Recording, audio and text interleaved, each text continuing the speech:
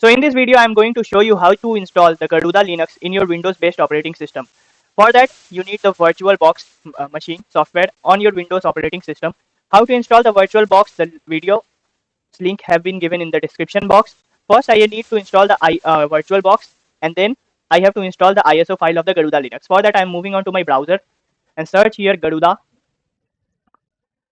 and then move on to the download section. Here you can see the minimum requirements, installation procedure. We will just move on to this downloads Garuda KDE Dragonized Edition. You can directly download from Cloudflare R2 or from torrent, anything, whichever you want. That's up to you. You can also download the gaming edition. It will have some extra features. The gaming edition has the same tweaks and looks as the regular Garuda edition. It comes pre-installed with a lots of software that a Linux gamer might need. So, as per your wish, you can download anything.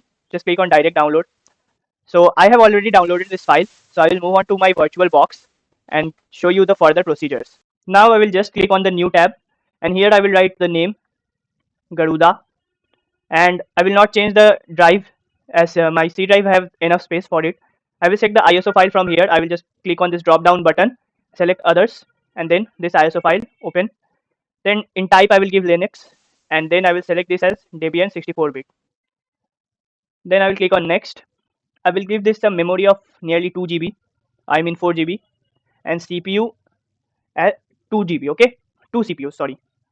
Then click on next, and I will give it a stored space of 35 GB. As on the official website, it was mentioned that minimum requirement is 30 GB. So I will give it at 35 GB, and then okay, I will click on next.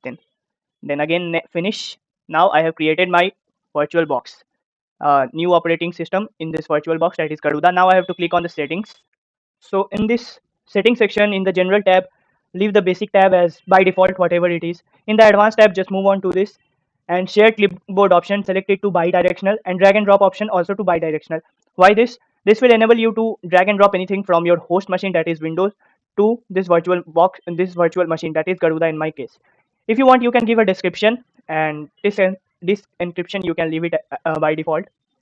In system, you don't have to change anything. And in processor, if you have not given enough processors up to the green mark, then make it higher. Okay, give it more processors. I have given it. I will not change anything here. In display section, here also I will not do any kind of updation. In storage section, if you have not input any ISO file at that time, so you can give it from here. As I have given the ISO file already, so it's showing here. I will just click on OK, and now I will click on start. It will take some time to start.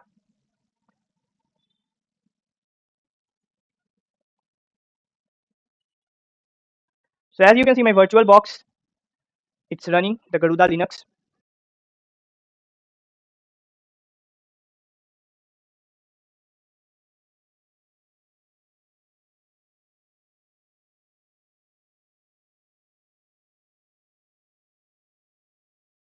Approximately 10 hours later. So this is the GUI version of the Garuda Linux, but still now we have not installed the Garuda Linux in our system, that is virtual machine. So for that, I will just click on this Garuda, install Garuda Linux. As it is booting for the first time, you can see it's quite slower. So it is telling me welcome. It will take some time. You can change your language as per your choice. I will click on next. Then you can choose your keyboard and language. I will keep it. If after restarting, again you are going back to the initial stage of installation process, then you have to follow these steps. Just go on. First, you have to cut that power of your virtual machine, that is your Garuda, and then go to the select this Garuda and go to settings, and then go to storage. Here, as you can see, this is empty. Initially, here you can see your ISO file, but right now it's empty. I have deleted that ISO file. So you have just you have to click on that ISO file and then select this and then remove disk from virtual device. I have done that already, so it's not showing. And then click OK. And then if you power on this, then it will automatically start switch on. Like as you can see right now.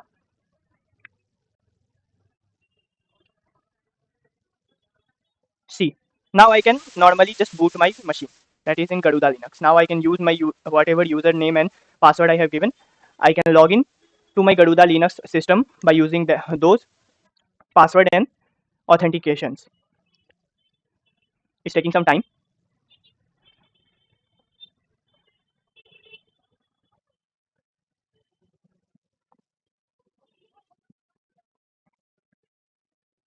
So as you can see here, loan, that is my username which I have set as you have seen previously, and then I will type my password and click enter. Now my Garuda Linux will open.